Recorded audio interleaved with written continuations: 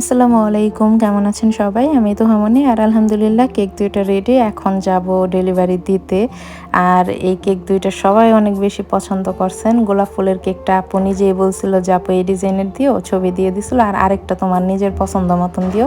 এর জন্য কালো টিউলিপটা আমি আমার নিজের পছন্দ মতন ডিজাইন দিছি। আর প্রত্যেকটা কাস্টমারই এটার জন্য নক দিতেছে, অনেক বেশি পছন্দ করছে আলহামদুলিল্লাহ। আপুটাও অনেক পছন্দ করছে। আর এখন এই যে কেক আমি ডেলিভারি দিতে যাব। কেক দেওয়ার লোকেশনটা হচ্ছে রামের কান্দা। আপুকে বলছিলাম যে হসপিটালের ওইখানে আসলে ওইখান থেকে নিয়ে নিও। যেহেতু আমি হসপিটালের অপোজিটের বেকারিতে কেক দিয়ে থাকি, সেইখানে ভাবলাম যে ওইখানে গিয়ে আমি ফ্রিজে রাখলে যে গরম পড়ছে কেকের, আমরা হুইপড ক্রিম দিয়ে যেহেতু কাজ করি, ক্রিমগুলো গলে যায়। আর আমি শুধু আল্লাহ আল্লাহ করতেছিলাম যে ২ টা কেক আমি একসাথে নিতেছি, দেখুন কি অবস্থা।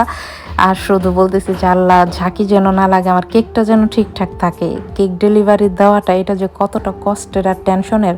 কেক বানানোর পর কেকের সৌন্দর্য যখন দেখি যে না আলহামদুলিল্লাহ ডিজাইনটা আমার মনের মতন হয়েছে, তখন এক শান্তি। কিন্তু বড় টেনশন হচ্ছে কখন আমি কেকটা সহি সালামত আমার কাস্টমারের হাত অব্দি পৌঁছাবো। এই ডেলিভারির ব্যাপারটা এটা যে কতটা টেনশনের। আর এত আল্লাহ আল্লাহ করতেছিলাম যে আল্লাহ ঝাঁকি যেন না খায়, কারণ আইল্যান্ডগুলোর ওইখান দিয়ে যখন গাড়িটা যায় অনেক জোরে ঝাঁকি খায়। আলহামদুলিল্লাহ আমি আমার গন্তব্যে সহি সালামত নিয়ে আসছি কেকগুলো হসপিটালের এইখানে। আপুটা এখান থেকে আলহামদুলিল্লাহ কেকটা নিয়ে গেছে।